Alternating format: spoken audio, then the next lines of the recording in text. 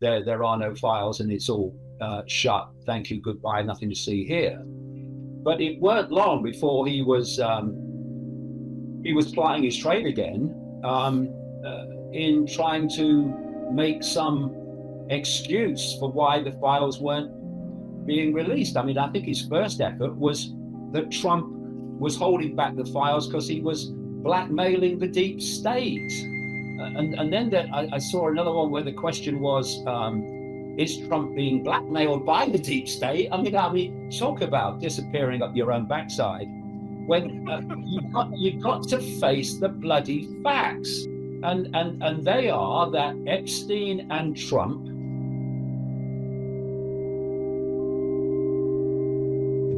did anyone think that this cult wants open human minds? It wants closed human minds. And it's got people out there who are closing minds all over the place. You've got religions closing minds. If you believe in a religion, there's vast areas, or whichever one it is, there's vast areas of potential awareness, knowledge, insight that you won't go there. You won't go there because it will breach the walls of your religious belief and a political belief, left, right, MAGA, whatever. You won't go somewhere else where insight, information might be beneficial to you because you ain't going to leave your political belief system. We've got to put down these fault lines of division, these fault lines and these walls of perceptual programming here and no further, and open our minds to what's really going on. And I tell you, it's nothing like we think is going on.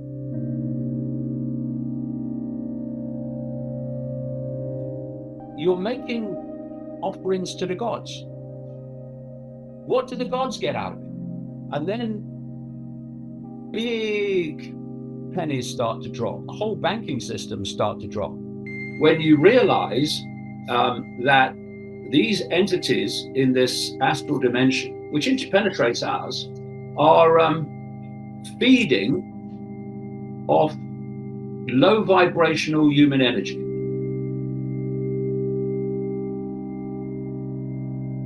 And as the terror comes off the victim, they're feeding off it. Perception is, I'm just a human. I'm just the labels of human. Or I'm subject to some judgmental God.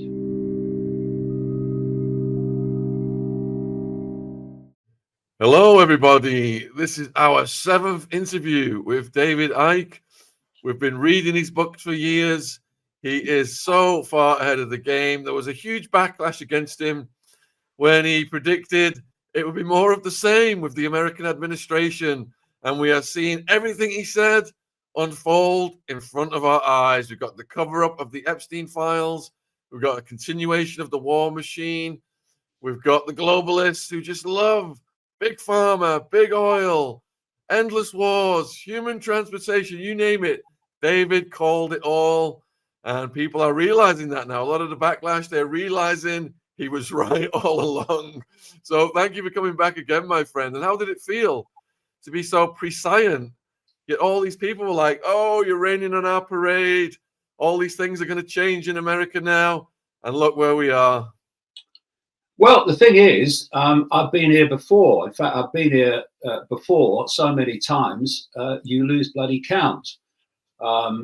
When I first started talking in the 1990s, the early 1990s, about the fact that there was a global network, which I call these days the global cult, that was dictating through its web the direction of the world towards greater and greater dystopia and all the stuff that went with it. People said you were crazy, and it turned out to be true. When I started talking in the mid 1990s, when I started to come across this stuff, that Peter and were the cement that held the web together, people were saying, you're crazy, you're mad, even more mad now.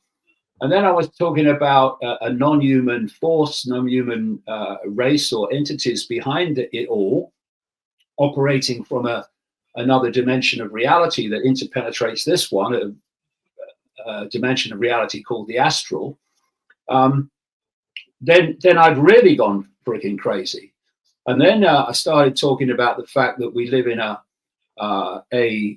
simulation, a massively advanced version of a virtual reality computer game, and that the body is actually like a headset, does the same thing.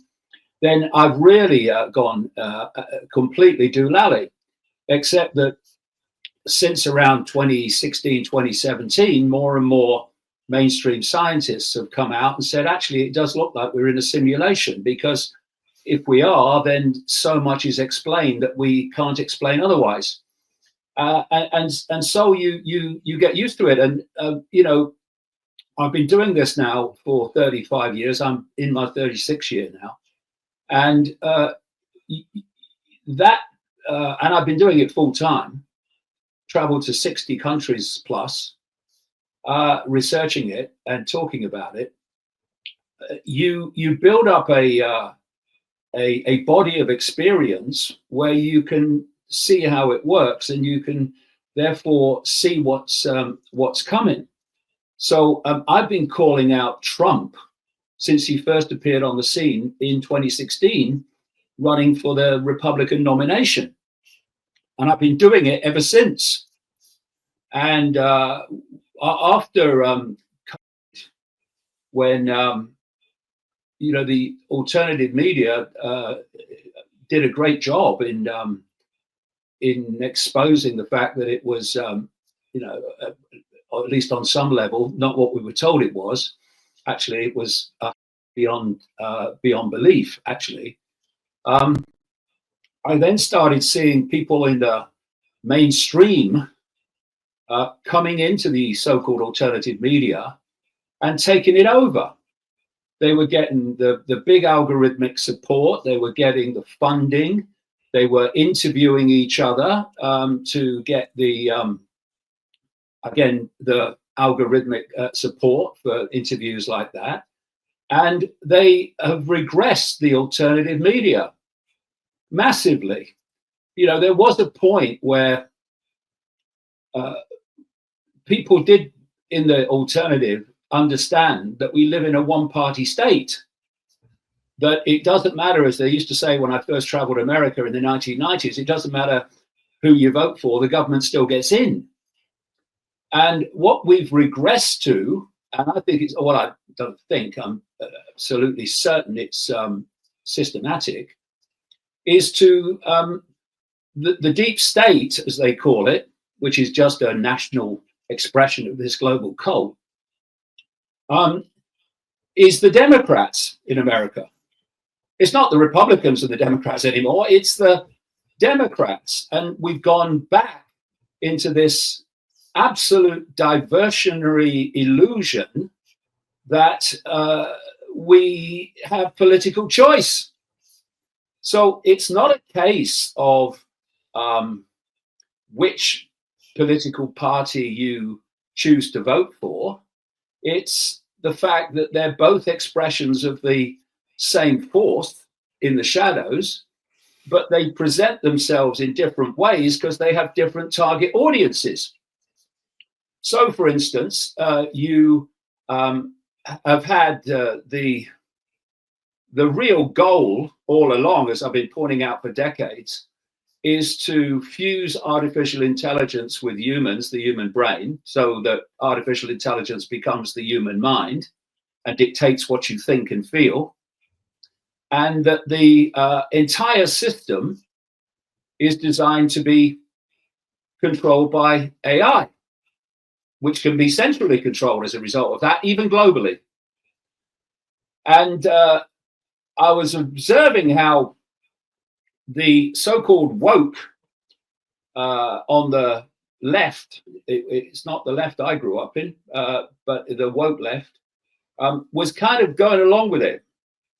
They were buying the whole technological revolution, and they were therefore subjected to the hard sell of your Gateses and your Schwabs and your Ray Kurzweils at Google, that if we fuse with artificial intelligence, we will be gods, and it's the next stage of human evolution. But on the other side, there was a group of people gathering in number, which in part had become known as the MAGA, who were skeptical about that. So there had to be a way of getting them on board. And along comes Trump, especially in the second term. And exactly what I said would happen. He's going to be a front man in this second term for the AI oligarchs, your Ellisons and your Sam Altmans and your Musks and your other people, Peter Thiel, big time, to sell AI to the MAGA, and doing so by telling them what they want to hear, and then behind that smokescreen bringing in all this AI stuff, which is exactly what he's done right up to this week. It took 2 days after Trump's second term began for him to wheel out Larry Ellison and Sam Altman in the Oval Office to announce this up to $500 billion AI expansion. He's just brought out another statement about AI in which the whole story is the same, of expanding and expanding more and more of use of AI.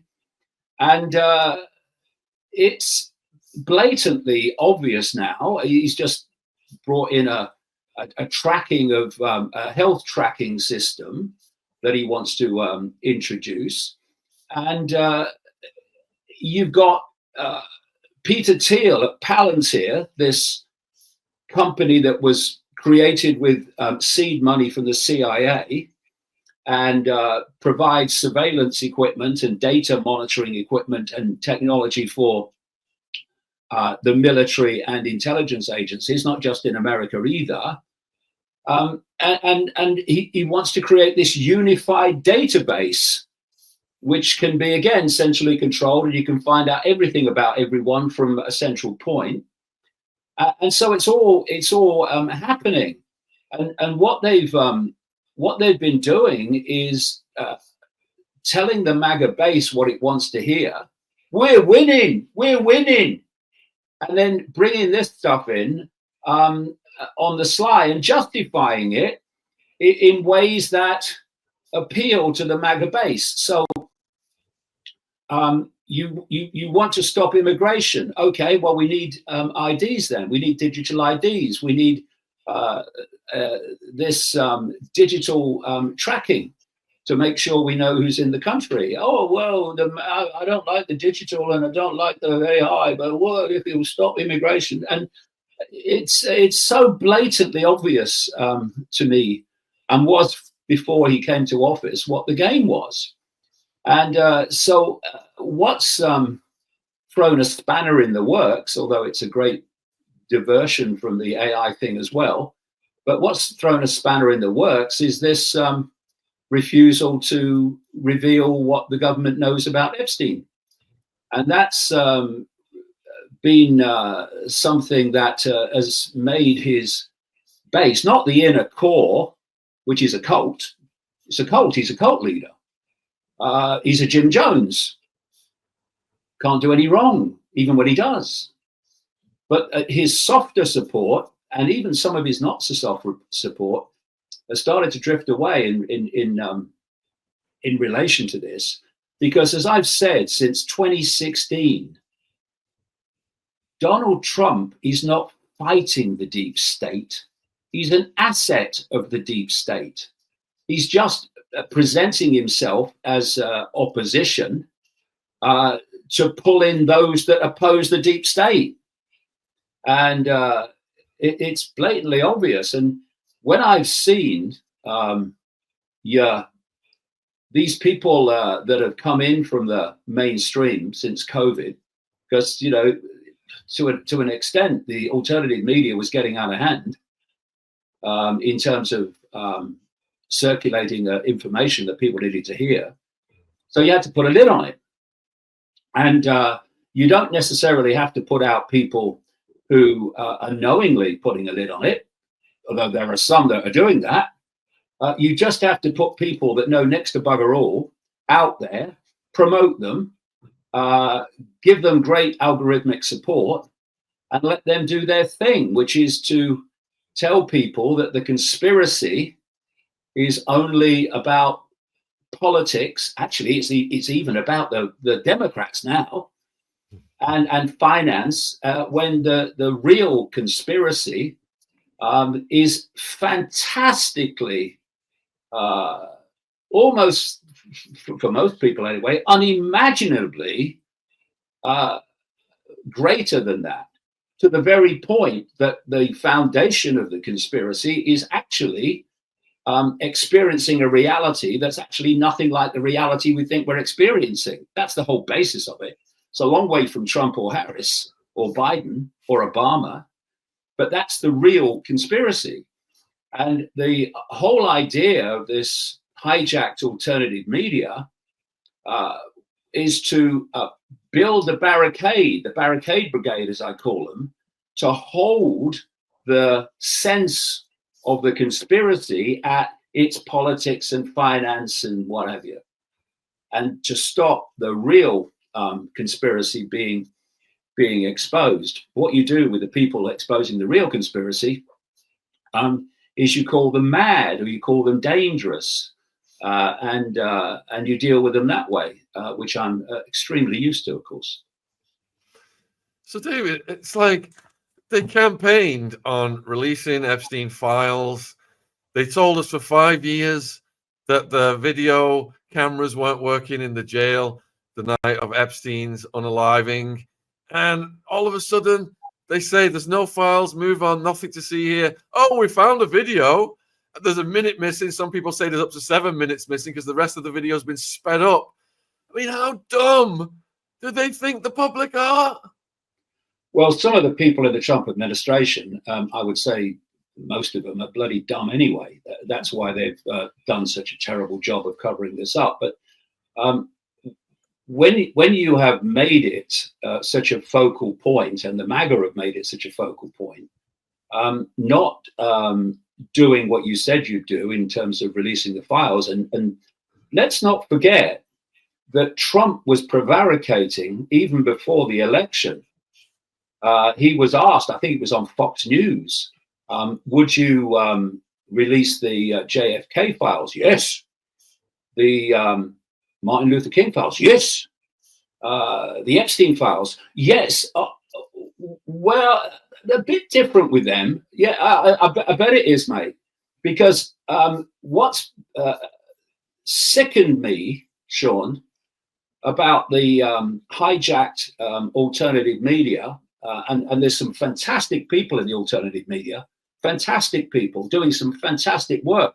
But I'm talking about those that get all the algorithmic support, that don't get shadow banned, and are basically the stars of the new alternative media.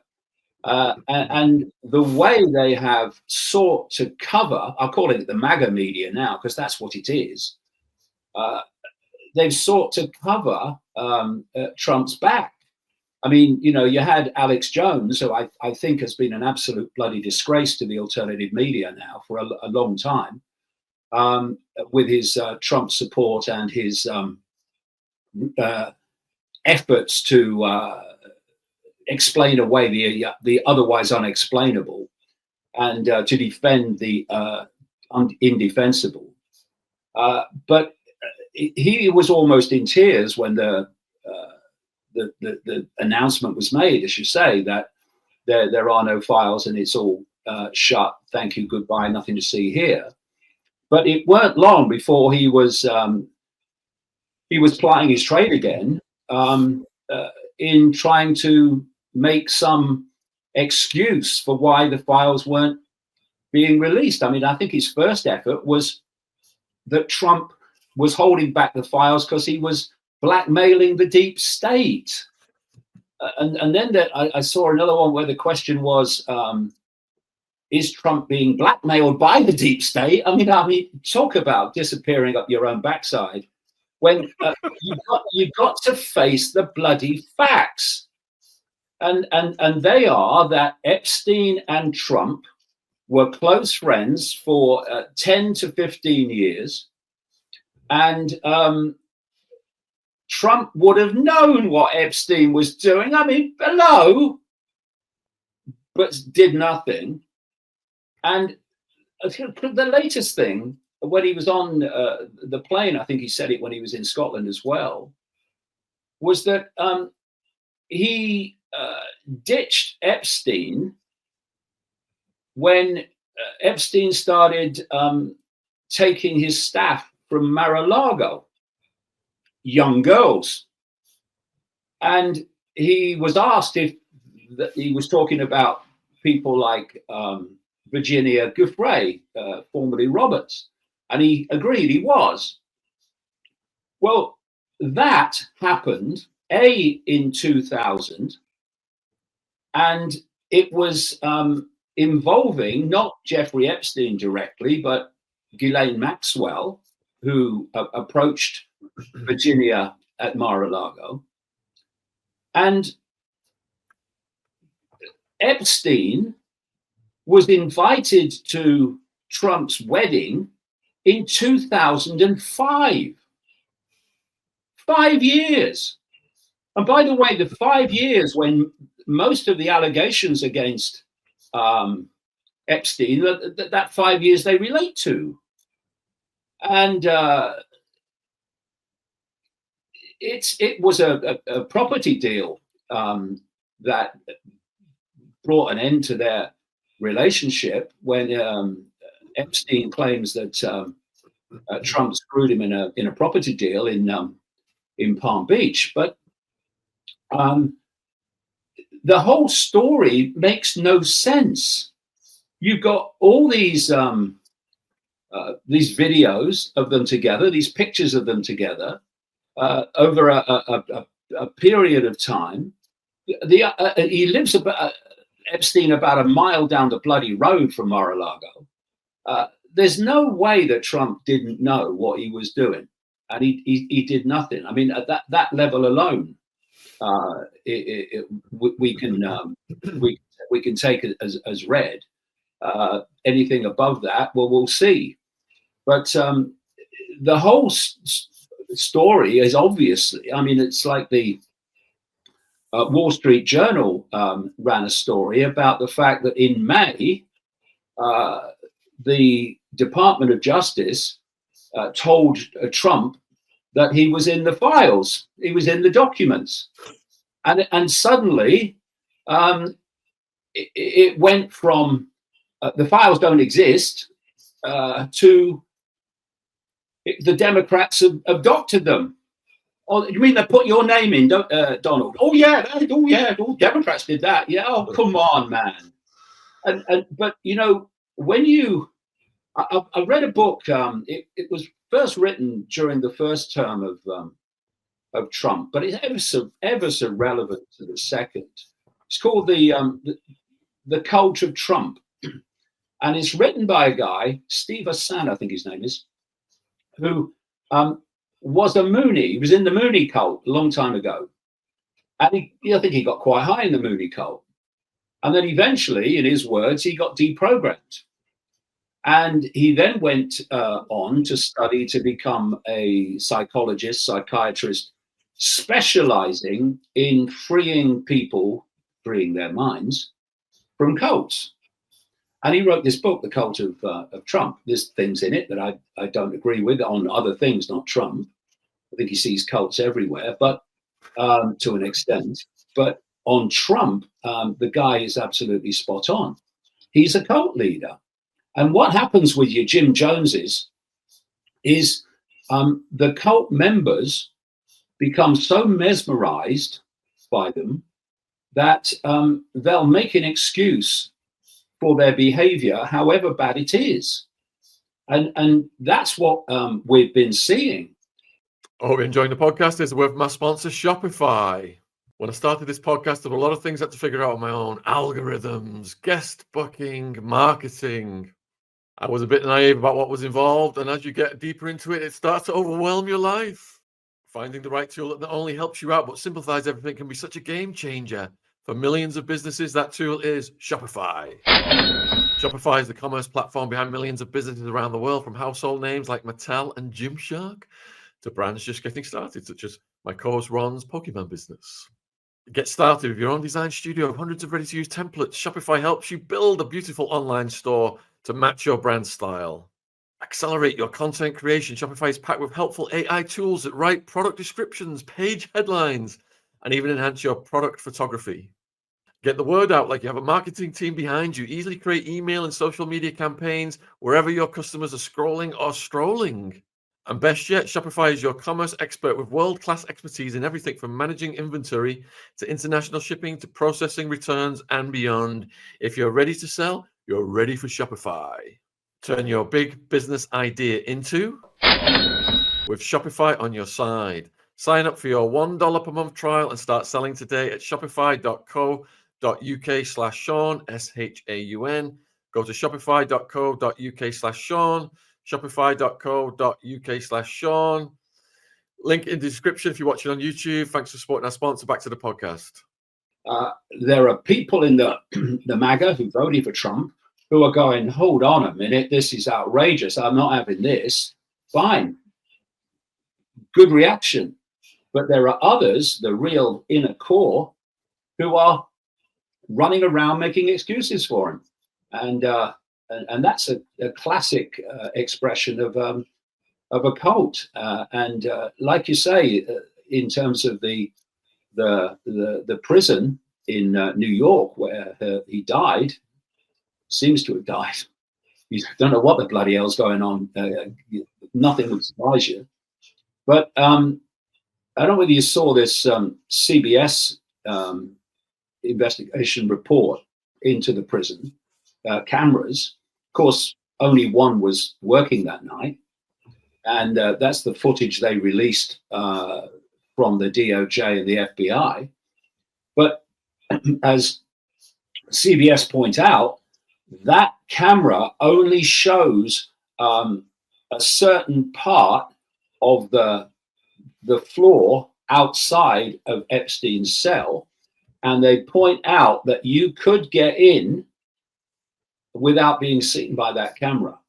And when you think that at the time that his demise, shall we say, that his brother hired a forensic pathologist who was a former medical officer with New York State, who said, this is looking to me like it's a murder, a strangulation, and not a suicide, because certain bones were broken that would not be broken in a suicide, but would be in a strangulation, which he said it was clear to him from what he saw on Epstein or with Epstein, is that huge force, his words, were used to kill him, to strangle him, in his view.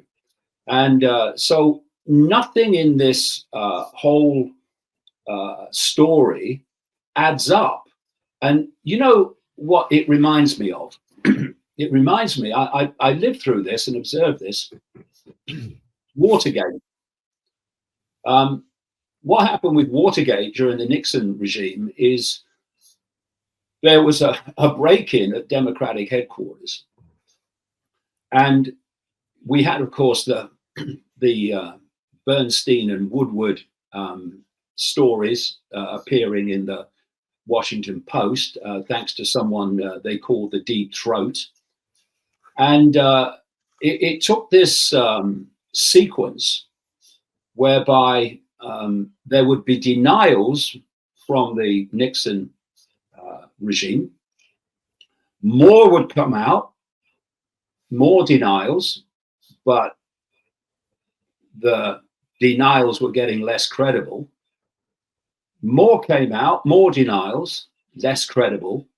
And eventually Nixon had to go.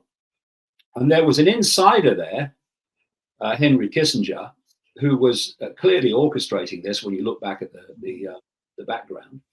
And there'll be people, I'm sure, in the Trump regime that are seeking to undermine him as well now as a result of this. David, it gets even worse, though. And I'm glad you mentioned Virginia, because the survivors we've collaborated with, Virginia, Maria Farmer, Juliet Bryant, they all look up to you. And you're keeping Virginia's spirit alive and her mission alive in what you're saying. So we appreciate that. And it's an absolute slap on the face, as we saw with Virginia's family yesterday, that the Ghislaine Maxwell, it looks like she's going to get either a sentence reduction, a pardon, or some kind of, she's going to fall through the cracks in the legal system. I mean, Trump, the administration has seen the backlash so far about the nonsense they've made up. And now they're going to go one step further. They've visited her in jail. They've not visited the survivors and spoke to the survivors. And now she might get out, and she's supposed to speak to Congress on the 11th. I mean, what is going on that they could possibly do that? Well, let's not forget that Todd Blanche, the number 2 at the Department of Justice, is Trump's lawyer. He worked as Trump's lawyer before he got appointed to that post. And he went to interview Ghislaine Maxwell alongside Maxwell's lawyer, who is a personal friend. They appear on the same podcast together and tell each other how wonderful they are. And what you've got is Ghislaine Maxwell, who knows the score. Now, this is a lady who refused to testify in her own case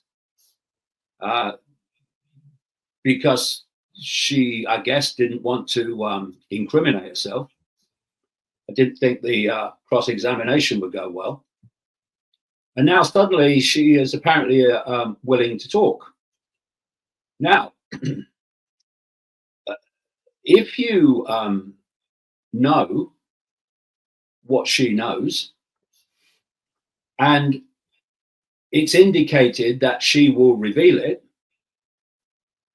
and what she will reveal will be dependent on whether she gets a pardon or not, or whether she gets leniency or not, then you want to keep her on side.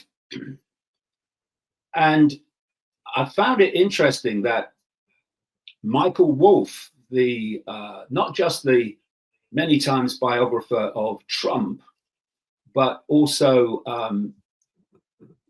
interviewed Epstein at length, hours and hours and hours and hours of tapes, he said, that because I think Epstein wanted him to do a book on him. That what Wolff said is that his contacts in the White House say that they believe that the letter said to be between Trump and Epstein and his 50th birthday, orchestrated by Ghislaine Maxwell, was leaked by the family, the Maxwell family, to, in Wolff's words, be a shot across the bow to the Trump and Trump regime to say, we've got stuff, what are you going to do about it, in effect? And it was in the aftermath of that letter being published by the Wall Street Journal, that of Murdoch, that suddenly Todd Blanche is dispatched to a jail in Florida to interview Ghislaine Maxwell. I mean, what we have to do is keep our eye on the ball see what makes sense and what doesn't of the evidence, become aware of the evidence. And also, this is crucial, absolutely crucial. And it's what has done for the mainstream of the alternative media. If you're a journalist, and you know, I've been a journalist since the 70s. I'm just a different kind since 1990. I don't have editors to say that can't be published. But if you're a journalist, the last thing you are is politically partisan. That is the end of you as a journalist, because now you're not filtering the evidence and saying, okay, what do I make of this evidence? You're filtering it through your political allegiance. And when an alternative journalist, in brackets now, or in quotes, like Alex Jones, is extraordinarily partisan towards Trump and Musk too, there's no way that you are going to dispassionately look at the evidence if it's bad for your guy. You might have to admit a few things because it's so blatantly obvious, but you're going to try your best you can to spin it.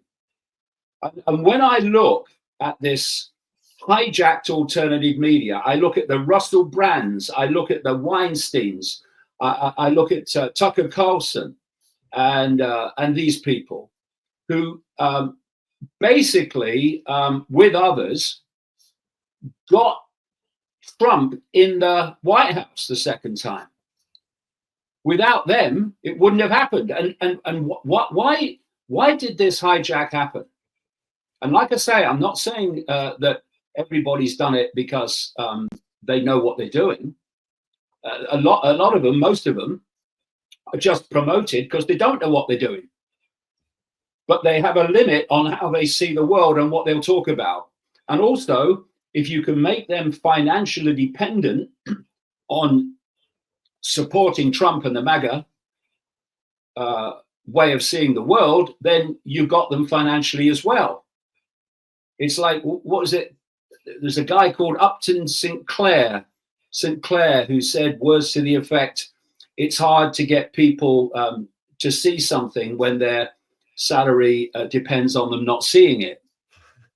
And so what you've had is this partisan MAGA media who have promoted a candidate. There's others. The guy called Ian Carroll promoted Trump. They all did. Candace Owens, for a very long time, was a Trump promoter. And she was an Israel promoter before she changed tack. And so you can't be a journalist, a dispassionate journalist, who is dispassionately looking at the evidence and calling out falsehoods, whoever is the source of the falsehoods, if you are in any way a partisan supporter of one political side. And like I say, I'm always come from, since the early 1990s, the position that it's a one-party state, and therefore they're both vehicles for the same end. And I'll give you an example of that. You had, like I say, the Gateses and the Kurzweils and the Schwabs pushing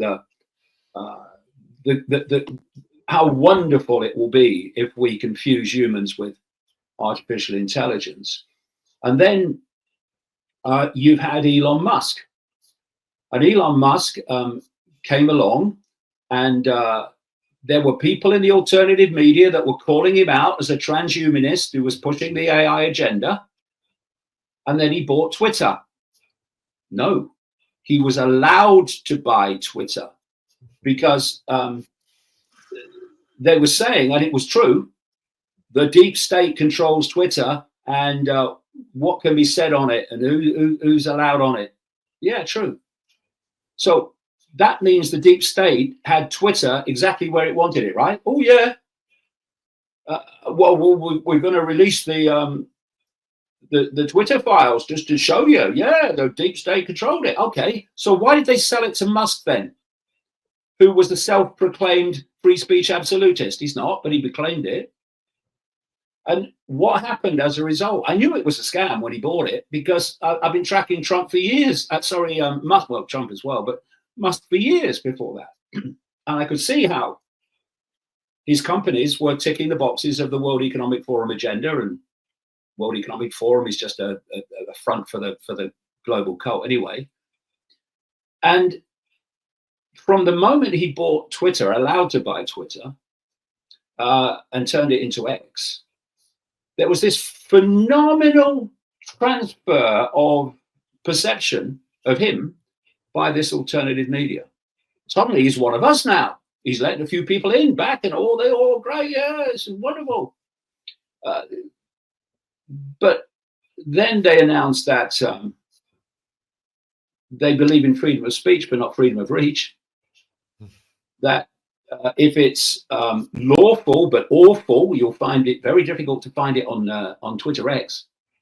And they start shadow banning those people who are calling them out, and promoting those who are promoting the MAGA media agenda and the Trump agenda. And suddenly, Musk is being given a free ride, even though he's promoting the AI agenda more and more and more now, but he's been doing it for a long time. They're giving him a free ride because he's one of us now. Now, let's look at this. The hard sell from your Gateses and your Kurzweils and your Schwabs has been, we need to fuse with artificial intelligence because we'll be gods, basically. And so along comes Elon Musk, and he plays the skeptic. He's not, but he plays the skeptic. And he says, I'm very worried about AI and what it could do. And that's appealing to the MAGA base because they're very skeptical as well. But then came a crucial point where Musk said, but it's inevitable. Now, that's a massive word in perceptual control and manipulation. Because when you're seeking to stop something, you want to stop it. Once you accept that what you want to stop is inevitable, now you're going into a completely different mode, which is to mitigate how bad it's going to be. So something really broke there. The waters broke there. If you accept that it's inevitable. And Musk said it's inevitable, and if we don't fuse with AI, then humans will be phased out. They'll disappear. So, okay, question. Mr. Gates, what's the outcome of your hard sell? Well, humans get fused with AI. And Mr. Musk, what's the outcome of your soft sell? Well, humans get fused with AI. Exactly. You're just playing a different excuse for different mentalities. And so now we are seeing this coming together of your Musks and your Thiels and your Mark Andreessens and all these other people, including David Sachs, who was appointed as the AI czar by Trump and crypto czar. They're coming together with Altman and all these other people. They may not like each other, all of them, though most of them do, but their goal is the same. And we're seeing the Trump administration introducing it. So in the end, you know, the entire conspiracy is control of perception. All of it. Everything that you see, including censorship, is about control of perception. If you control perception, you control that person's behavior. You control their perception of a deadly virus during. You control the fact that they will do what you say to protect themselves from the deadly virus you've convinced them exists. And so perception is the stadium in which the whole thing's played out.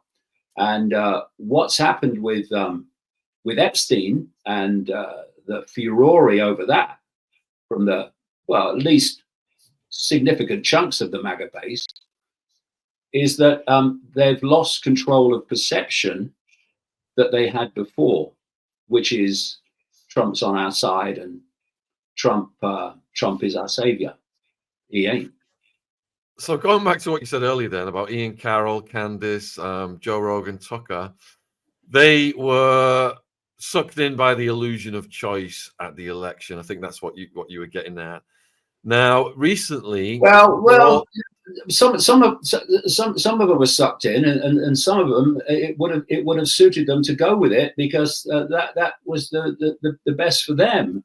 I mean, you know, one of the most sickening things I've seen is Joe Rogan, who frankly I wouldn't trust to tell me the time in a room full of clocks, interviewing Trump just before the election and not asking him a single challenging question, allowing him to get away with the most blatant lies, where he's sitting there saying, "Oh no, I didn't say jail Hillary." What you did, you were orchestrating the chants. You loved it. You encouraged it. And then immediately on the night of the inauguration at the dinner, Trump stands up during his speech and eulogizes the Clintons who were in the audience, asks them to stand up, standing ovation for him. I love those people, or words to that effect. You're dealing with a fraud. They're all frauds. You know, because perception is the stadium in which this whole game is played out of, they're all after your perception. So you have the perception of Trump going after the Clintons in the first term, if he got in, which he did, until he's across the line and it don't matter anymore. He never intended to do it. They're lying to you because, you know, what happens in an election campaign? Anywhere in the world, the politicians look at who they need to convince to get elected, and they tell that constituency what they want to hear. They overwhelmingly have no intention of doing it, not doing what they say they'll do, and actually doing what they say they won't do. But they need to get across the line. And there's no contract between what they say in an election campaign and what they do afterwards. And so they tell you what you want to hear. And then when they get in, they do what they intended to do all along. And that's what happened. Do you imagine Trump, Shaun, saying to the MAGA base during the election campaign, what I'm going to do is be a front man for the AI Silicon Valley and Israeli tech oligarchy. And I'm going to bring in the AI control system and human AI fusion that you people don't want. I'm going to do this alongside telling you that I'm not going to have a central bank digital currency in America, because I know you'll like that. Oh yeah, oh Trump, we're winning. But what I am going to do, I'm going to bring in stable coins, which are just as programmable as the CBDCs. And it's the programmability which can dictate what you can buy and where you can buy it, that the whole scam is a digital money scam is founded upon. So this is the thing. It's not only that you can't be a journalist if you are a partisan for a political guy or party, but you cannot either see the wood for the trees if you see anyone as your savior and anyone in terms of, in effect, a cult leader. You can't. you're not making a perceptually dispassionate decision on the evidence. You're making the decision based on other criteria, which is Trump's the savior in this case. And we've got to deprogram ourselves from allegiance to parties and allegiance to individuals, and start to let the evidence be our guide, no matter what it is, and not other criteria. So, David, you've been steeped in conspiracy research for decades. People like Ian Carroll and Candice, like you pointed out, they're relatively new to it compared to yourself. Now that they are exposing the administration for not releasing the Epstein files, do you give them some credit for that at least? Well, I am supportive of anyone that puts out information that's valid. However, my question is, why did it take you so long to see it? I was calling out Trump in 2016 as a front man for Israel. It was blatant. His biggest funder was Sheldon Adelson, the casino magnate and ultra Zionist, $100 million. And part of that deal was that Trump would move the American embassy from Tel Aviv to Jerusalem, which was not just symbolic, but massively symbolic in terms of the dynamics of Israel. And Candace Owens and Charlie Kirk, this guy who's never seen a Trump backside he doesn't want to kiss, were in Jerusalem at that time when the thing was moved and the celebration happened and the ceremony happened. Very much in support of it. And yet it was obvious that he was owned by Israel. And then we had the second term, where he's funded by the widow, Miriam Adelson, for $100,000.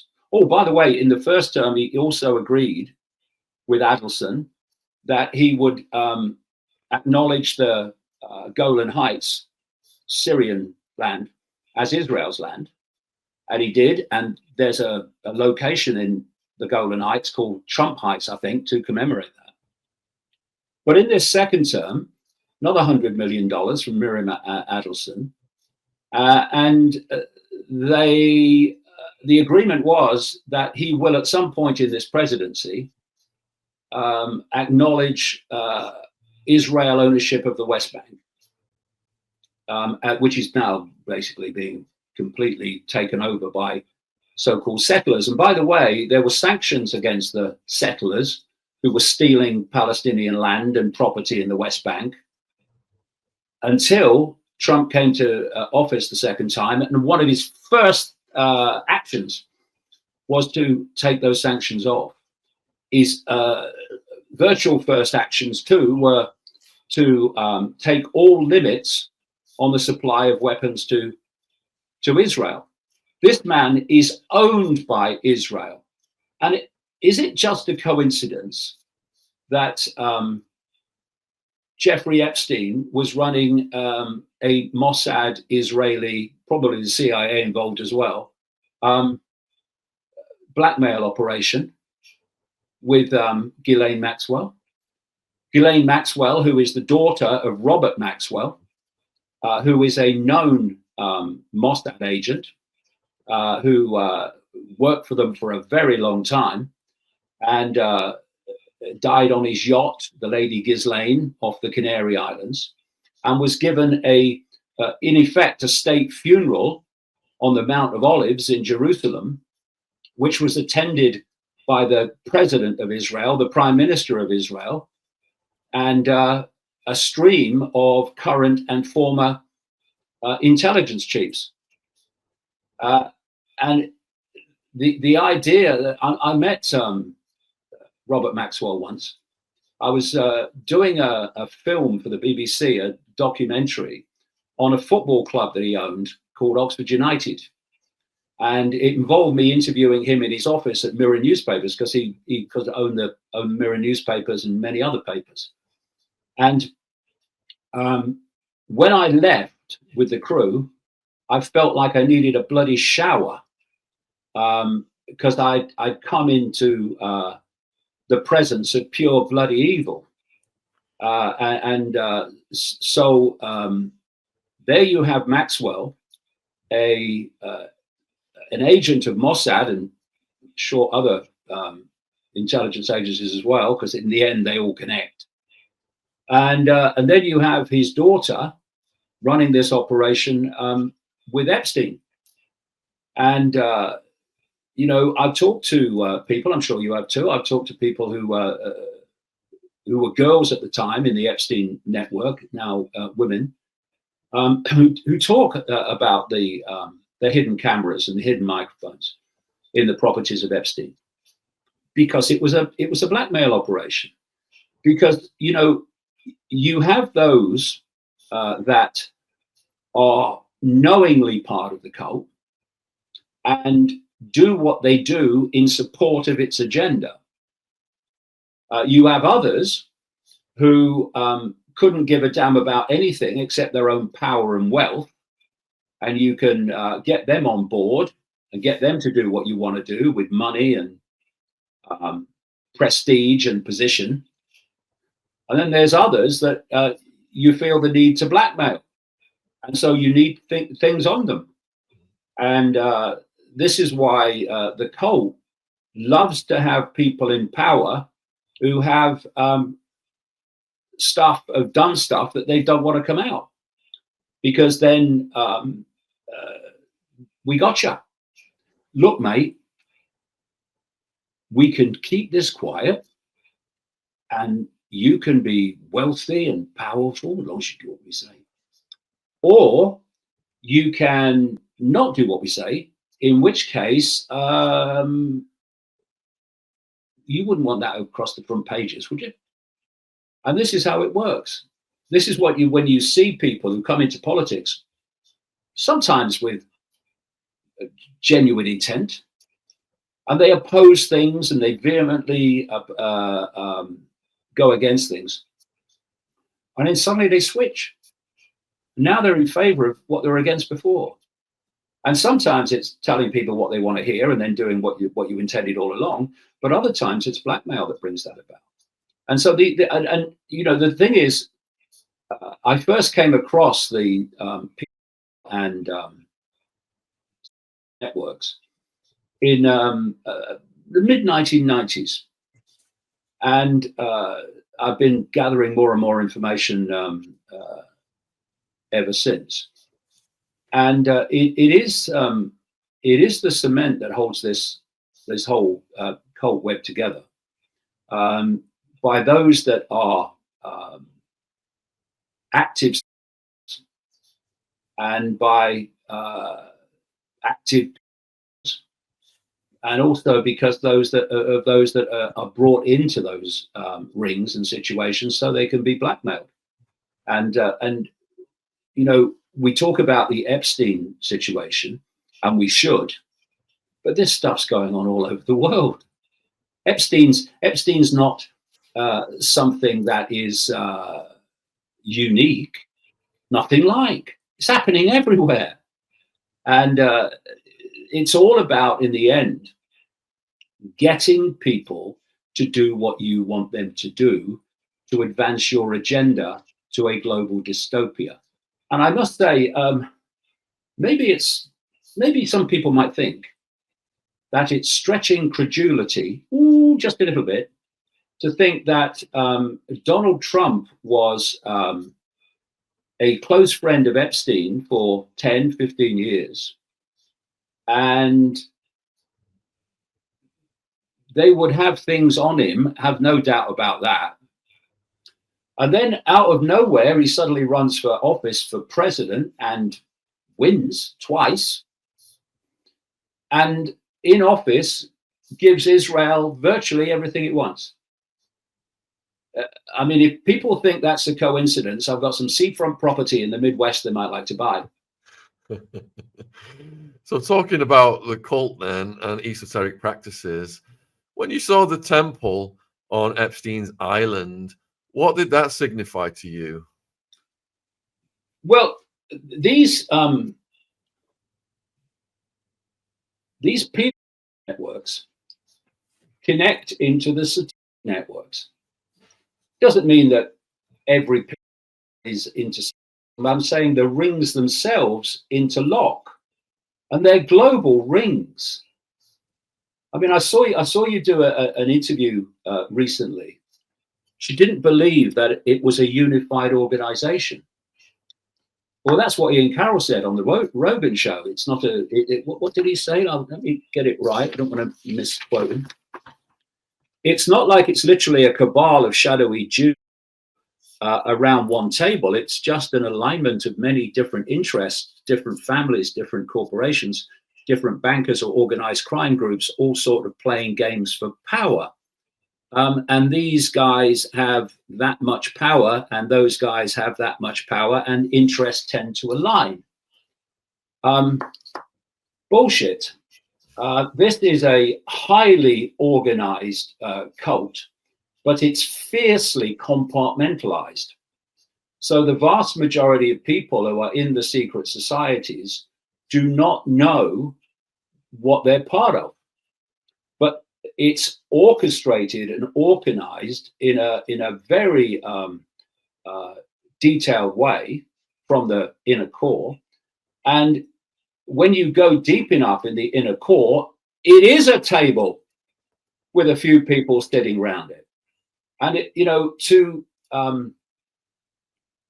put into context the satanic and BAAL rings, we need to go way, way beyond Trump or Harris or politics or what the mainstream alternative media, the MAGA media, go on and on about. We have to appreciate that this global cult is a vehicle within human society, what is in effect the human band of frequency, working on behalf of entities in another dimension of reality, close to this one, and interpenetrating this one, but well beyond our ability to see. And without understanding the entities in this other dimension, this astral dimension, we cannot understand what is happening in the human reality. And it's that which this cult is desperate to keep from people. Now, it's so fantastic compared with people's perception of reality, which is downloaded to them from cradle to grave, that it's easy when people like me come out and talk about this to say he's mad, he's crazy, it's not possible. But this is the thing. I mean, another quote from said that it was that people that talked about shape-shifting reptilians were basically making it or derailing the credibility of talking about these rings and rings and things. You cannot understand these rings without talking about it. And she said it was outlandish that impossible metaphysical experiences were talked about to derail conversations about the cult and the power in media and politics. Now, so it's just about media and politics, right? Okay. Well, that's what the alternative media, the hijacked alternative media, want you to believe. And in fact, these impossible metaphysical experiences are perfectly explainable. But if you want to keep people in ignorance of what is actually happening, you keep them ignorant. So we have, first of all, two worlds within the human world. One is the world of the cult, and they are broken up, those organizations, which have an interlocking leadership ultimately, though most of them don't realize that. It's a compartmentalized structure. So only the real inner core know the real picture. The others only know enough to play their part. Need to know, usual story. And the difference between that cult structure in the hidden and the in the seen human population structure is knowledge. The secret society structure passes on at the highest level very advanced knowledge, about the agenda for humanity going into this AI dystopia, but crucially about the nature of reality itself and the illusory nature of physical reality, because it is. You've only got to look at quantum physics to see that. And that same cult in America, through the Rockefeller family, very much involved in it, and others, created the American education system. So this cult that passes on highly advanced knowledge through its structure in secret is also the creator of the methods of communication and information and the sources of it that the population get their information from. So they created the education system. They own the media. They have moved in on the alternative media in as I've talked about, because if you're after the MAGA, it's no good using your old method of going through the mainstream media, because the MAGA don't trust it. Quite the opposite. So you look at the sources of information that the MAGA, the potential pushbackers, not least on the AI agenda, get their information from, and you target that. You say, well, they get their information from the alternative media. Okay, well, we'll move in on that then. And they'll think they're being told the truth when they're being diverted into cul-de-sacs that'll take them nowhere. So you control the sources of information that the public form their perceptions from, and you make sure that that is squeezed. Especially, you want to squeeze their sense of the possible, because if you can hold and limit their sense of the possible, then when people like me come out and say this is what's happening, they'll say that's not possible. You're mad. It's brilliantly done, but then they are experts at manipulating perception. So you keep the public ignorant. So the idea of other dimensional entities manipulating human society, it's beyond their sense of the possible. It's beyond their sense of normal. But to understand, like I say, the power rings and the rings, you've got to understand who's actually orchestrating this whole control and dystopia of humanity. And it's in another dimension of reality. And when I was uncovering the nature of this cult in the early 1990s, a long time ago now, and I was starting to track and investigate various people that were clearly part of it, where it led me again and again was to Peter and And then you ask the obvious question, why? Why would they be involved in that? There were so many of them. And then you think, okay, so what is Satanism? Well, it's worship of these, quote, gods. Well, who are these gods?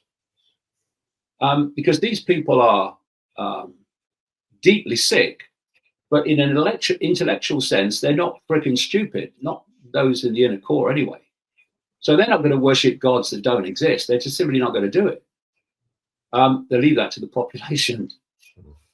So they then I started looking back, and I started to see that all over the world, every era and culture worshipped pantheons of gods everywhere. So you see things like the Greek pantheon, Zeus and so on, and you say, okay, I've heard of that, but they're everywhere. But they're everywhere under different names, because different communities, different cultures, obviously call these gods different names. And then you look again and you say, well, they were sacrificing people to these gods. Actually, they were sacrificing overwhelmingly children, sacrificing young virgins to the gods. Anyone think what that might be code for? And then you ask the question, well, the first question, before you ask that question, you realize that the gods that these ancients all over the world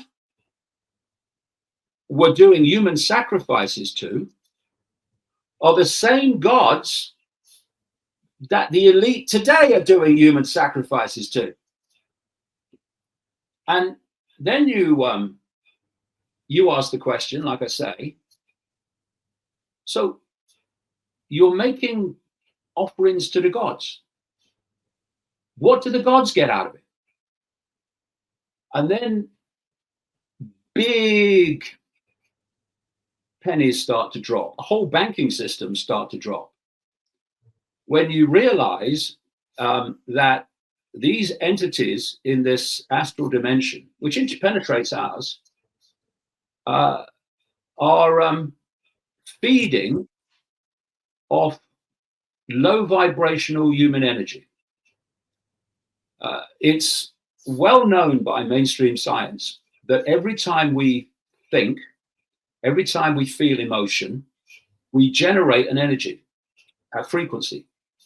And that frequency relates to the nature of the thought and the nature of the emotion. And so joy, love, appreciation, these are high, fast frequencies. But these entities are low vibrational in nature. That's why they do what they do. And so for them to absorb our energy, they need low vibrational frequencies that relate to fear, anxiety, depression, regret, hatred, conflict, war. And so these entities, via this global code, have no interest whatsoever in a world of love, a world of joy, a world of harmony and peace. They want all the things that generate these low vibrational energies. And long after I'd realized all this, I came across the work of a guy called Robert Monroe of the Monroe Institute, is now what he created and left. And Robert Monroe was someone who popularized what's called out-of-body experiences. It's when you have near-death experiences, when people, the body dies briefly and people find themselves in a completely different reality, and then the body is revived and they come back. And they tell very compellingly common tales. But out-of-body experience is when you are able to project your consciousness into the astral dimension. And Robert Monroe was so good at it that there was a military operation which was declassified by the CIA a little while ago, and it was called Gateway. And what they did is got together Robert Monroe and other people who had this astral projection ability, and they did a study on them and what they saw.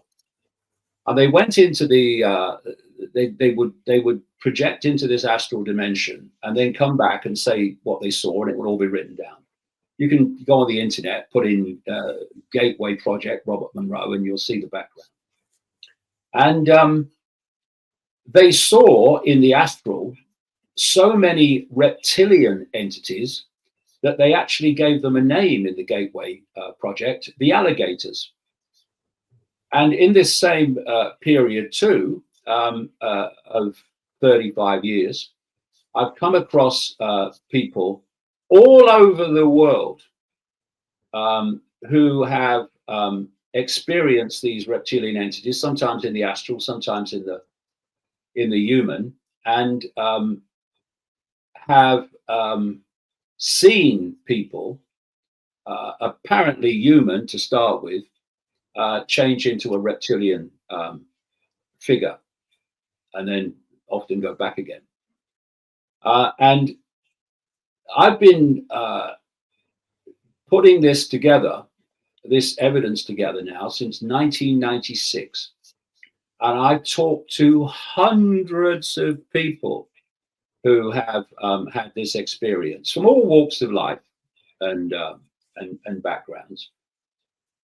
And then you look at the ancient tales from the ancient societies, and they're telling the same story of reptilian entities. I mean, the worship of the reptile is the oldest form of known human worship, going back tens of thousands of years. So you have these entities operating overwhelmingly in the astral, but they can move into our dimension. And I've said many times that every child should be told at the earliest time they can grasp it, that when they look through their eyes, they're not seeing everything that exists in the space they're looking at. They're seeing a narrow band of frequency. And anything outside that band of frequency that's operating in the same space, they can't see, which is why we can't see the astral. So, according to mainstream science, the electromagnetic spectrum, which is basically human experience reality, is 0.005% of what exists in the universe in terms of energy in its different forms. Some say it's as high as 0.5. Doesn't matter, it's tiny. Visible light, which is the only band of frequency that we can see, everyone watching this now is seeing within that visible light frequency, is a smear of the 0.005%. So humans are basically blind because this vehicle will only decode that frequency band, which is why that's all we can see. So when a UFO or an entity enters visible light, to the observer, it's appeared out of nowhere. And when it goes out of visible light, it has disappeared into nowhere. Neither has happened. It's left the band of frequency that we can decode into visual reality. So that's why, that's the answer to the question you get asked all the time over the years. Well, if these reptilians exist, why can't we see them? Well, they do appear in this reality, and people have talked about them and their experiences with them, but overwhelmingly they're operating outside of human visible light, the visible frequency band. So they are feeding off this low vibrational human energy. That's what Robert Monroe and others in the Gateway Project and others who have done the same, who I've spoken to. That's what they say they ascertained in the astral dimension, and there's lots and lots and lots of more evidence in the human world for what I'm talking about as well, which I've covered in the books. And so we have to keep being manipulated into low vibrational emotional and mental states to produce what Robert Monroe called loosh, this low vibrational energy for these entities. Because when someone's in a low vibrational, anxious, fearful state, you can see it on their face, you can see it in their body language. What you can't see outside visible light is the energy they're giving off as a result of those mental and emotional states, because that energy is going into the astral dimension. That's why we can't see it. And they're feeding off it. The more turmoil, war, conflict, suffering, deprivation, the better. That's why the world is as it is and always has been. Imagine the bloody banquet that's happening day after day in bloody Gaza as a result of these people. Is that why Boris Johnson scuppered the peace deal with Ukraine, and we've had over 1 million Ukrainians die, blood sacrificed? Well, in terms of Boris Johnson, I mean, you know, is there life on Boris Johnson? I see no evidence. He might have been a vehicle for it, and in some ways he will maybe know some levels of this, but he's a gopher. All these politicians are gophers for this cult. They don't put themselves on public display, the orchestrators. Last thing they want to do. So then we go back then to the sacrifice, the satanic rituals. Why were they sacrificing to the gods in the ancient world? And then when it became unacceptable to the population, they do it secretly ever since. What do the gods get out of it? Well, they get out of it low vibrational energy of a very powerful kind. I've talked to people all over the world again who have taken part in these rituals, often against their will, and sometimes eventually they've seen the bloody light. And they tell me, first of all, that the rituals are basically ancient rituals, which they still repeat today, because it has the vibrational energetic impact and which they want, and so why would you change it? They've told me how in the major rituals that these non-human entities, often reptilian, but not always, but non-human, manifest in the rituals, because a lot of these rituals, especially the major ones, take place on the vortex points.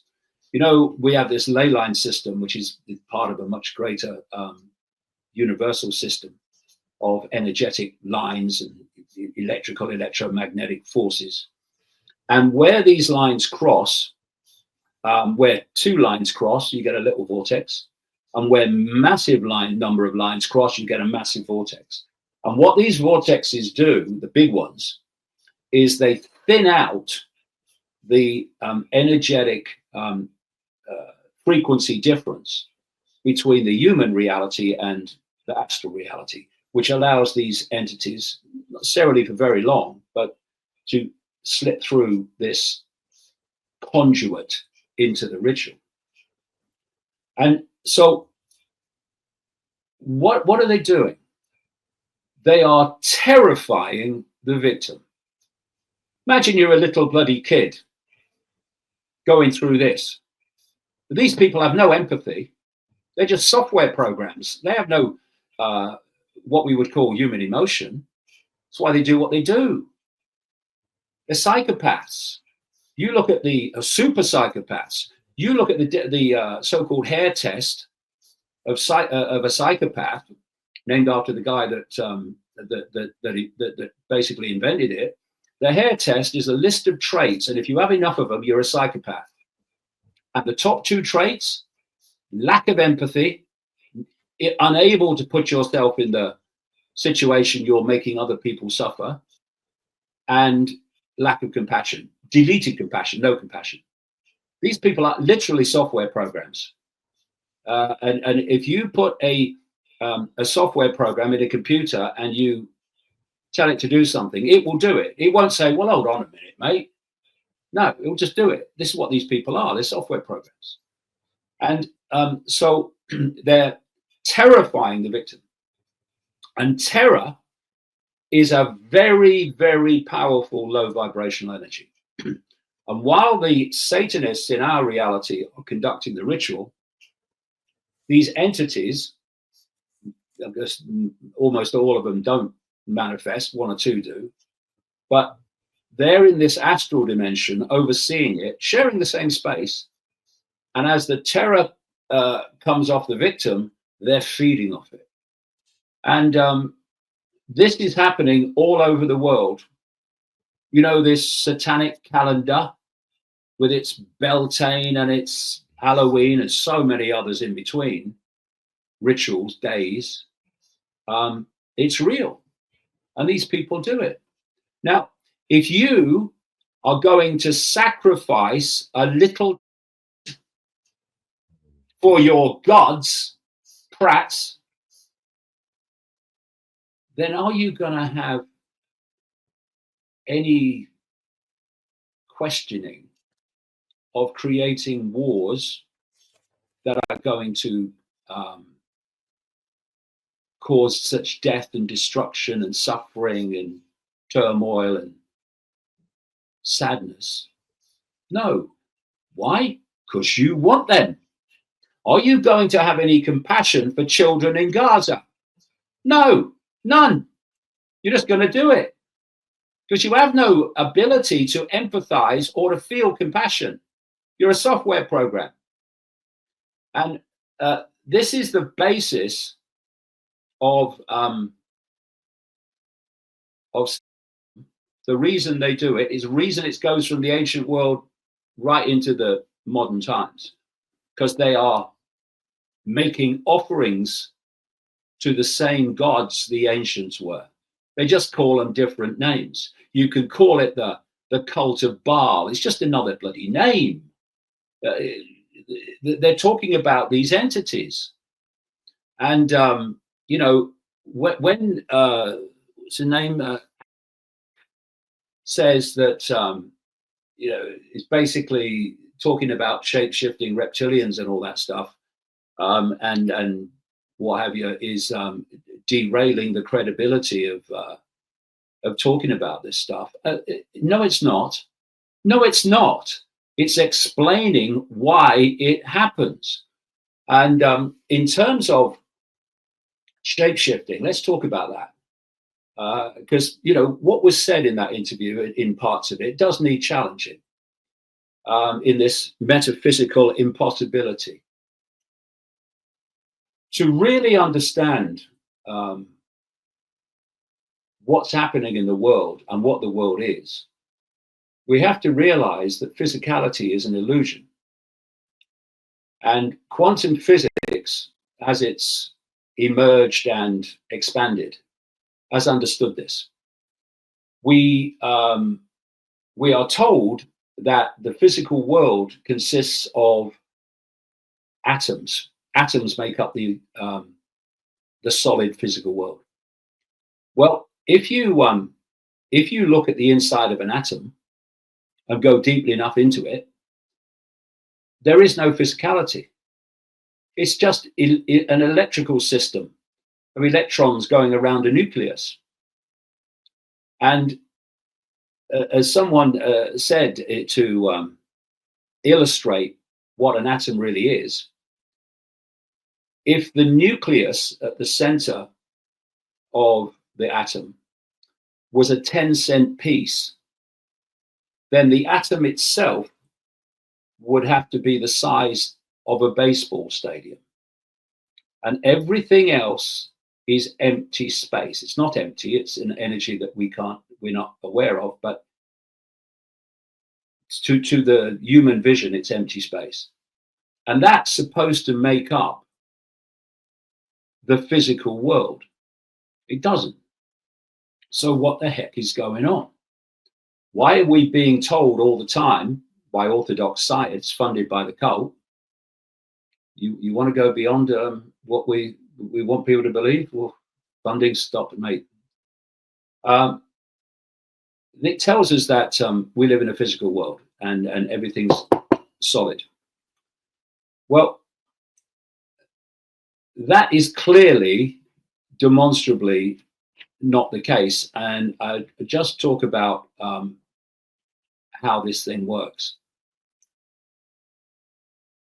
We, in our non-human body state, are consciousness. Some people call it soul. Actually, we go beyond that even, but call it soul, whatever you like. It's consciousness. When a near-death experiencer, the body ceases to function and they find themselves in another reality, well, obviously they're not taking their body with them, have they? It's just expired. So what's experiencing that? Well, another level of energy is, which people call the soul. And so the body is a vehicle. It's a vehicle for us to experience this reality, this band of frequency, which is the human world. And so when the body expires, we find ourselves in another dimension. Why? Because the reason we've been experiencing this dimension is because the body is decoding it. If you could think of the body as a virtual reality headset, then you pretty much got the dynamic. You put a you put into YouTube words to the effect of virtual reality headset compilations or whatever, and you will see many videos of people who put a headset on. Now they're in a room, maybe just like any other room, and they're in this reality. But you put the headset on, and within seconds, they're jumping around, screaming, running away, because their sense of reality has been hijacked, overridden by what the headset is feeding them. And what is it feeding? It's feeding their five senses. It's feeding their sight, it's feeding their audio, and in the more sophisticated ones, it's feeding their touch. And even with some of these chairs that move around, it's giving them the feeling of movement as well in relation to what they're being fed in the headset.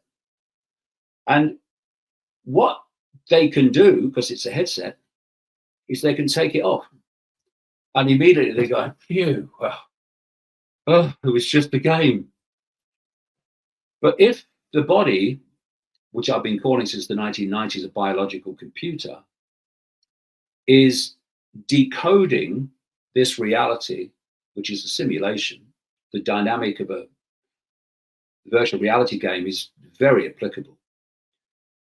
Then from the moment you're in the womb and the body starts to form, to the moment you go out the other end in the cemetery, the biological computer is decoding this reality in exactly the way, in dynamics, that this computer is decoding the internet. So if you said to people who knew nothing about computers and nothing about Wi-Fi, that there is a level of energy, information in this room and around the world that you can that is a global reality. The internet is, and that you can decode it into a completely different reality on the screen, then people would call you mad and crazy. They'd say, well, where is this Wi-Fi? I can't see it. No, because it's outside of visible light. And yet, now people know about computers and they know about Wi-Fi. And you say, you know, there's a whole reality which you can decode into a completely different form on the computer screen. People say, oh yeah, I know about that. Wi-Fi, the computers, yeah, know about that. And the only difference between you're mad, mate, and oh yeah, I know about that, is knowledge. Knowledge that Wi-Fi and computers exist. Now, what is a computer doing? It's taking a field of information called Wi-Fi, and it's decoding it into a completely different state on the screen. My face is not in the Wi-Fi. Information the computer decodes as my face is in the Wi-Fi. And where is the computer decoding the Wi-Fi? Is it here? Is it here? Is it here? No, it's inside the computer. And what's kind of really struck me over recent times, decades now, is how the technological explosion that we're seeing in the world mirrors the way we interact with reality and what reality is. So you take a Wi-Fi field, that in the greater scheme it's the simulation. The simulation is not a construct, it's a field of information. And it's like, if you remember in the first Matrix movie, the Morpheus character held up a battery and he said, the Matrix, simulation, the Matrix is a computer-generated dream world built to turn human beings into one of these, a battery. And that was a profound truth within apparently a fictional movie, because this is a simulated reality which we take to be real. And as a result of what happens in this reality and our interaction with this reality, we generate this massive amount of low vibrational energy, loosh, which these entities feed off. And so you have the body, and it's constantly decoding the matrix. And it's doing it through the five senses, which is why the virtual reality games can override the five senses and give you a different reality, which you react to before you do that. And you've only got to look at mainstream science to see the sequence. What's happening is the simulation field is held in the form of frequency. Frequency carries information. And I mean, you get the frequencies of television broadcasts in the old analog system. They broadcast the frequency, and the television decoded the frequency information into the television program you were looking at on the screen. It's the same principle. And so the five senses are locking in to this frequency information of the simulation. And the five senses, the ears are a classic. That's frequency information. Everyone knows that, sound waves, but it's all frequency information, including sight. And the five senses then communicate that frequency information, having decoded it into electrical information, and they communicate it to the brain. And there's different parts of the brain that specialize in decoding the different senses. And then the brain forms a sense of reality from that information. And it's a digital holographic reality, which we experience as external to us. I grant you that's what it looks like, but actually it's all going on in here, just as it's all going on in the computer as I'm looking at it here. And if you look at it, everything is frequency. All of it is frequency, which is decoded into other forms that we experience as human reality. I'm speaking now, and people are hearing my words, but there's not words that are passing between us. It's frequency. My vocal cords are generating a frequency field, and that frequency field passes through the ether until it hits the ears, and they decode that frequency field into electrical information, which is fed to the brain, and the brain then decodes it into the words that we hear. And everything is frequency decoded by the body into the sense of reality that we're experiencing. So when you die, you don't die. You are consciousness. You are infinite, eternal consciousness, or expression of it anyway in this reality. What dies is the body. And what happens then? The body ceases to function, and it ceases to decode this reality. So suddenly your consciousness finds yourself in another reality, what we call a near-death experience. And so death is just the death of the body. If this computer ceases to function and the screen goes black, what do we say? My computer's died.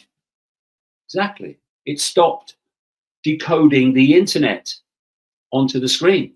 That's all death is.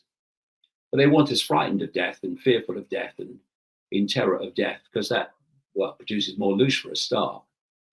So everything is a field of energy, information, including the body, ultimately, which we are decoding into a physicality, a holographic physicality. You look at holograms now, where they are getting so sophisticated that you can often not even tell them, and soon the people involved in that say you won't be able to tell the difference between reality that you say is real and holographic reality, because this is all holographic, because it's all going on in here. And so what we're doing when we look at anything is we're looking at a field of information, and that field of information is decoded frequency into a physical reality within here. And so when you're looking at someone who looks human, what you're looking at is a field of information that we call human. But these non-human entities that infiltrate our world, they're hybrids. They have a human field and they have a non-human field. And obviously the human field is the one that's projected at the world most of the time, unless they're among their own. And so you look at someone with a human field, or that level of the hybrid that is the human field, and you will see a human. But when that other field, reptilian or non-human of some form, becomes the dominant one and overrides the human field, to the observer, they have shifted from a human being, solid, into a non-human entity, solid. But that's your decoding process that's delivering that illusion. What has happened is that a field of information carries the human genetic field, if you like, has been overridden by a non-human field. And it's the same principle as when, like I said, the UFO comes into visible light. It appears out of nowhere and it leaves visible light and it disappears into nowhere. Well, it hasn't disappeared at all. It's just entered visible light and left. And it's all this decoding illusion based on the frequency band that we are decoding into an apparently human world. And so shape-shifting, people say, you can't go from a solid body to another solid body. No, you can't. No, you can't. I'm the first one to say, of course you can't. But that's not what's happening. What's happening is a field of information that's been overridden by another field of information in these hybrid bloodlines. And to the observer, there's been a physical shift, but it's not a physical shift. It's a shift of information, which means a shift in the information decoded and therefore the way it appears to the observer. And shape-shifting has been talked about for as long as humanity's been around, really.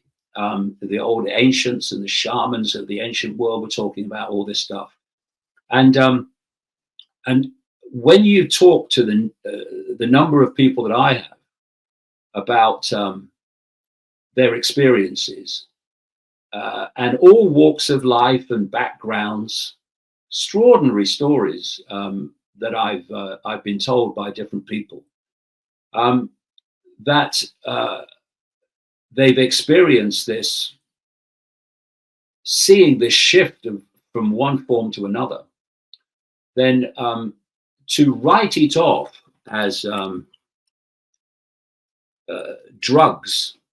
People are drugged, and they want them to think that they're shape-shifting reptilians.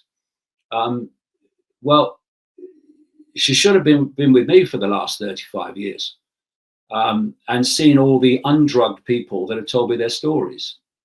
This thing is real. And like I say, we need to understand this non-human dimension, which is driving all this, to understand why they do the rituals, why they do the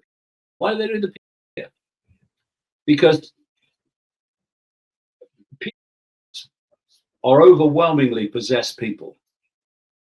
And so these entities, astral entities, they override. They don't necessarily have to possess them the entire time, but at the appropriate time, shall we say, they'll come in and they'll override the energy field of the. And when the people is the entity, overriding entity, operating in the astral, is drawing off the energy of the child. There is a point, of course, that we call puberty. And puberty appears to be a chemical hormonal transformation. And yes, on one level it is. But what's driving that transformation is an energetic information change transformation that happens at that point in the development of a human.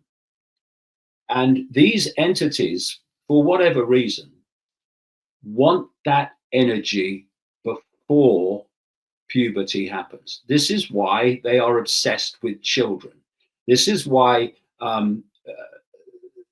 people are attracted on a scale that beggars belief. See, when I first started coming across this in the 90s, it wasn't the fact that it was happening that shocked me, because if it's possible, then someone will be doing it. The scale of it is what shocked me. And people are just starting to grasp a little bit of what the scale is. It's bloody everywhere.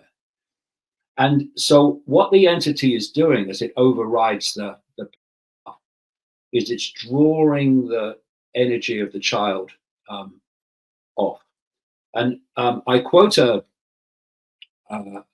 people, various shamans in my books, who talk about how these entities, which they give different names to depending on the culture, are drawing off this energy of children, so that the child's energy at the end of this process is far, far less vibrant and vivid than it was before, because they've basically taken their energy.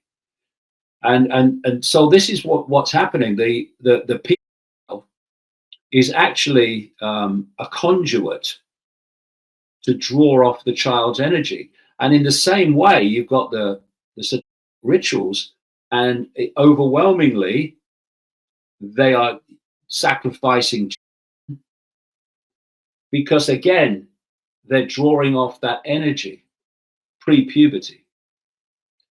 And, you know, we're kind of light years beyond Trump or Harris, where the mainstream alternative media, Trump or Harris, you have it's a Democrats.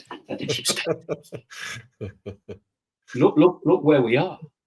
And I'm covering just a tiny fraction of what I've uncovered in the last 35 years, which gives you a completely different perspective on the world and why what happens in the world is happening and is being made to happen. Now,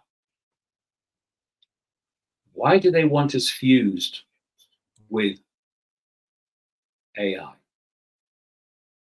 What is AI? Okay, algorithmic AI, yeah, okay, one level. And then there's other AI, that's another level. But what is the AI that they want to connect us to, really? It's these entities. It's a frequency connection to these entities. And at that point, those entities are doing our thinking and they're doing our emotional reaction. And if you want to generate maximum, quote, loosh, then you want control of what people think and what people emotionally feel. And that's the real reason. They want to create a hive mind where they can centrally dictate human thought and emotion through AI and this AI connection, this AI fusion. And so people like Ray Kurzweil at Google, the so-called futurist, who claims to be the person alive today who's been talking about this for longest,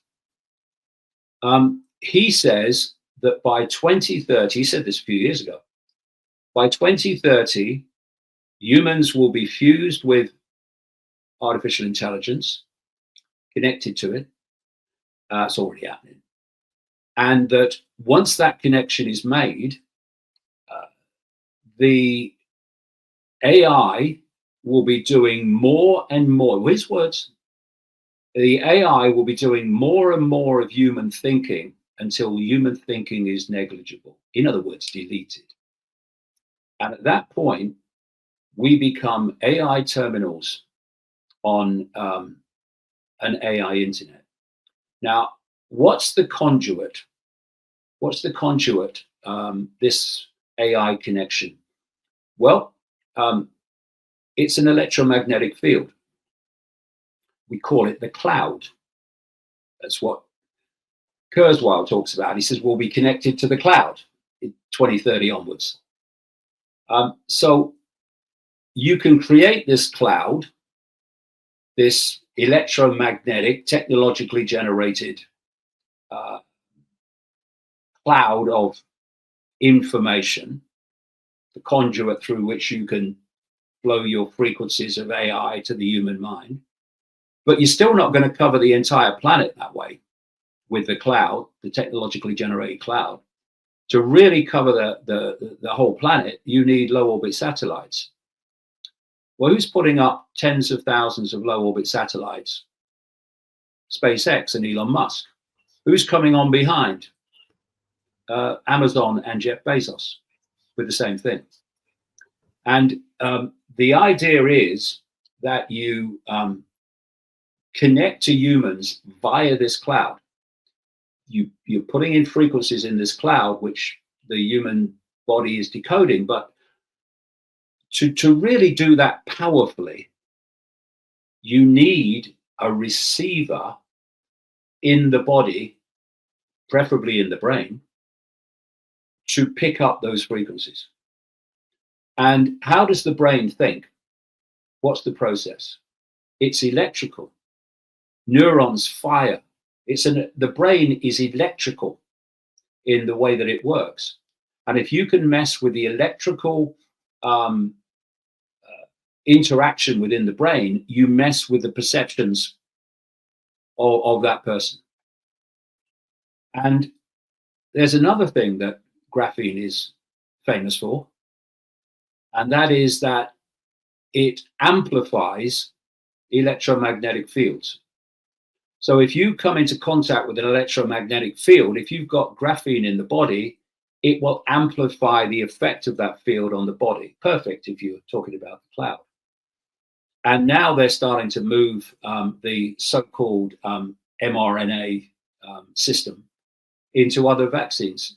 And if you look at those that have investigated deeply the chemtrails coming out of aircraft, not contrails, which disperse quickly, but contrails, which pan out and fall to Earth eventually.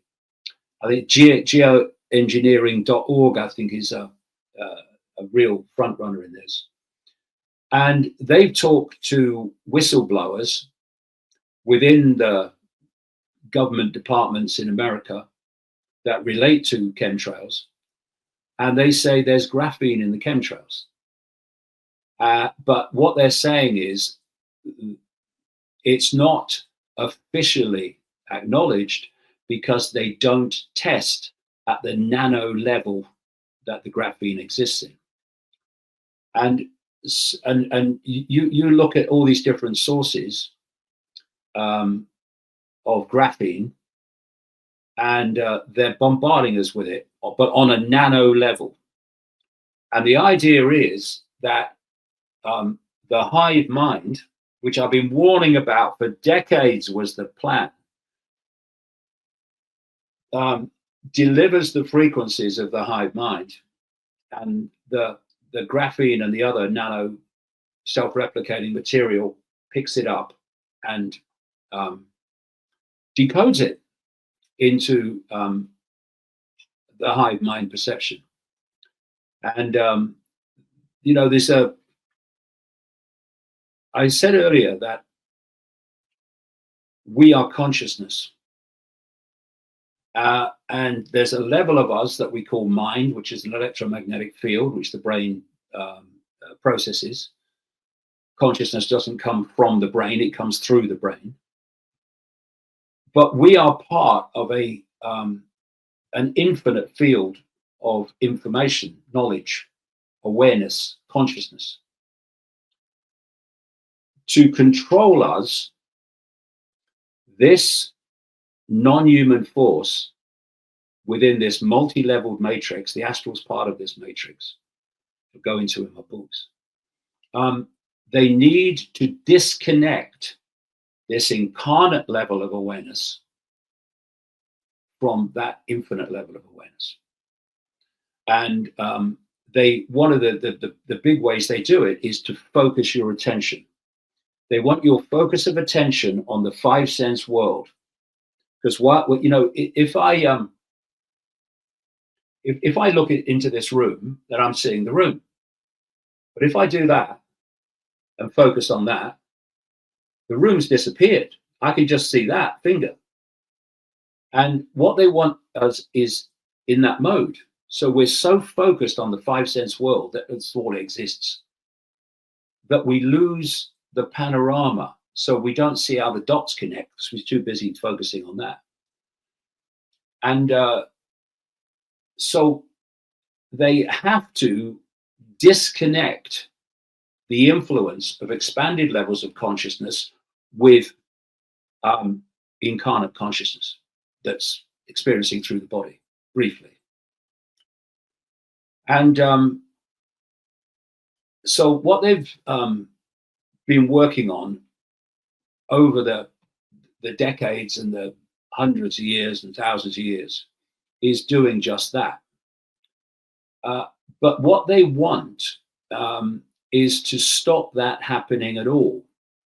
Because you'll see in the world, there are different levels of awareness. People have different levels of awareness. Some have very expanded awareness. Some have very myopic awareness because they're tapping into different levels of their multi-level field, multi-dimensional field. What this force wants is to hold them in a smaller area of the field as possible, the one that directly experiences through the five senses is the ideal.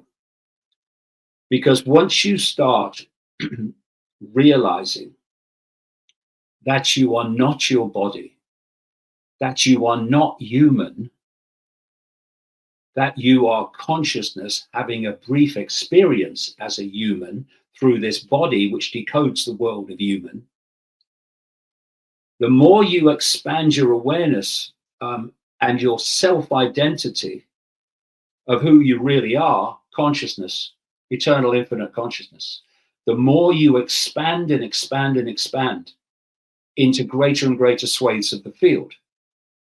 And eventually you break out of this prison matrix, which is a perceptual prison. And you start to then see things you couldn't see before. What do we call this? We call it awakening. True awakening. Not awakening where your prison cell gets slightly bigger. Oh, it's the Democrats that are the deep state. You're still in a prison cell. But when you break through that into a self-identity that not just understands conceptually, but lives, I am consciousness, then you start breaking into these levels of awareness that hold the information where you can see things that others can't see, not because you're better than them, but because they're here, because that's what their perception is. I'm just a human. I'm just the labels of human, or I'm subject to some judgmental God. Either way works. But when you start to expand your awareness, you start to see it. It becomes clear to you. You start to be able to encompass things, metaphysical things happening in the world that others will reject by reflex action.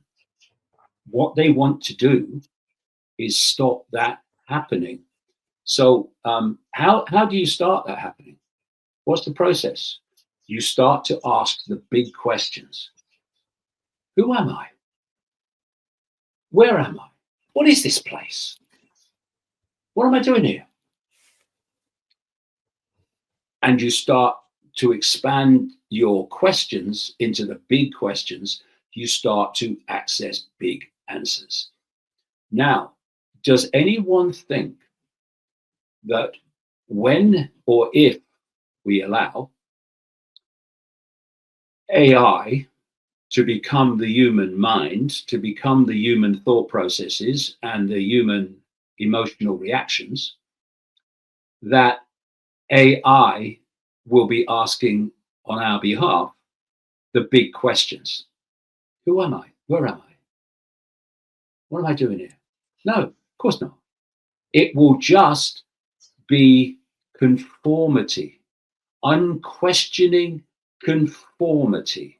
And without asking the big questions and pursuing them, you cannot break out of this consciousness myopia. And that's what connecting the human brain and body to artificial intelligence is all about. It's to stop anyone asking the big questions, or even asking questions like, why is this guy telling us what to do? I mean, who is this guy? No, you just do it. This is what it's about. We are on the cusp. And again, this is why I've been so vehement in my exposure and all the abuse that followed of this hijacked alternative media. It's because it's holding people in myopia. It's the Democrats, deep state. When without accessing this expanded level of awareness, which anyone can do, just have to break down the onion skins of programming. That's what it is. We are already infinite awareness. Reason we're not being influenced by it is because of all these layers of programming from cradle to bloody grave that we're subject to. Perceptual programming. So this is the real reason for the AI. And this is what Trump is a frontman for, bringing this in the United States and the wider world. Then you've got China pushing it on. You've got the European Union pushing it on. You've got Britain pushing it on. And what they've done, and this is all part of the perceptual process, is they've turned it into a race. Oh, we must get to the AI utopia first. We can't let China do it. No, we've got to take regulation off so that we get there before the Chinese. And Britain, Starmer says, oh, we want to be the center of AI, and the European Union says the same. And it's all bringing about this human artificial intelligence connection, which will be the end of humanity as we know it, if we allow it to happen. Well said, David. You've been very generous with your time, and I find some of this particularly terrifying because we've got a 1-year-old baby here, so we've got to protect him at all costs. Now, well, that's an important point. That's an important point, because I've got kids and grandkids, and that's what drives me on. And not just my kids and grandkids, but everyone else's kids and grandkids. Your child. You know, this is why we've got to grow up. We've got to find some maturity. We've got to open our bloody minds, because it's closed minds that got us into this mess. Did anyone think that this cult wants open human minds? It wants closed human minds. And it's got people out there who are closing minds all over the place. You've got religions closing minds. If you believe in a religion, there's vast areas, whichever one it is, there's vast areas of potential awareness, knowledge, insight that you won't go there. You won't go there because it will breach the walls of your religious belief and a political belief, left, right, MAGA, whatever. You won't go somewhere else where insight, information might be beneficial to you, because you ain't going to leave your political belief system.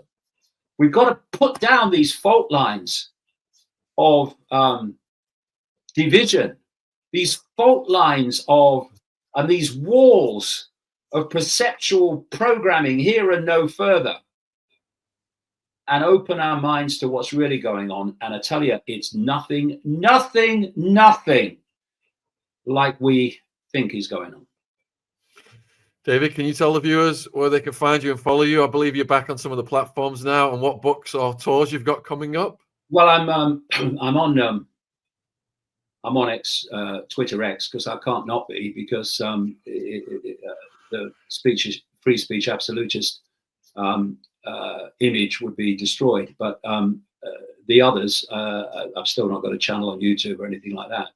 Though some people do post things sometimes on YouTube, and some get taken down, some get left. DavidIke.com is my website, and we've got a media platform called Iconic, which does news programs virtually every day, or does news programs every day, looking at the world from another angle, if you like. And also, we do full-length documentaries. I've done a few on the nature of reality and the nature of a lot of what we've been talking about today, Shaun. And I'm going to be talking in London. I think the details will be circulated soon. I've been asked to talk in London in October. And then I've got a new book out in a few months, which I think is the best thing I've done. I've done so far. And it's just flowed onto the page, and there's some fantastic information in it. A lot of which has come while I've been writing it, which is really, it's like, whoa, another level. And I'll be doing a speaking tour in the new year around Britain. I have to be around Britain because I'm banned from 30 European countries and Australia and lots of other places if I try to get in them. I know the alternative media stars are not banned from those places, which is kind of, what are they saying or not saying that I am? But anyway, yeah, so I'll be doing that, and I will be doing what I'm doing to the day at some point I keel over, because the one thing, you know, mate, I've not been able to understand over this 35 years is how I've seen people come and I've seen people go. They've been stars for and flavor of the month for a while, and then they've disappeared. Because once you have an inkling of what's happening and you see the scale and the depth of depravity of what's happening, not least to kids, then walking away is utterly unthinkable. And how people can come get a certain amount of information about what's happening, enough, and then say, oh, you know, it's the kitchen's too hot, or I'm not doing this anymore. I can't understand that, because there's nothing more important than getting this information out. Why? And why the censorship? It's because we get our perceptions from information received. And these people want to control the information we receive, and thus people putting out information they don't want us to receive are dangerous and must be silenced and censored. That's how it works. Thank you, David. I'm going to let you go, and I'm going to close the show. Okay, and, mate. But huge thank you for your time, and you take care. If there's anything we can do for you, just let us know. Thank you, David. All right, mate. See ya. Bye. Cheers. So, viewers, another phenomenal interview with David. Please support his work. All of his links are going to be in the description box below this video. You know, I've been reading his books for decades. Absolutely phenomenal. I would urge people to go and see him. I've been to see him. And, you know, throughout this interview, we referenced various things.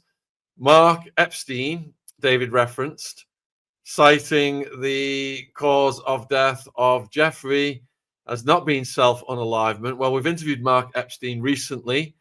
I'll put the link in the description box for that one.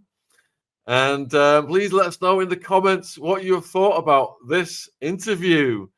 It's been a while since we interviewed David, and he did come under a lot of flack when Trump won the elections. He was out, you know, David was outspoken, predicted certain things, and they've all come true. And now the detractors are scrambling to say, oh, it's because of this or because of that. Poppycock. David has called it right, and don't listen to him at your peril. So thanks for tuning in, folks.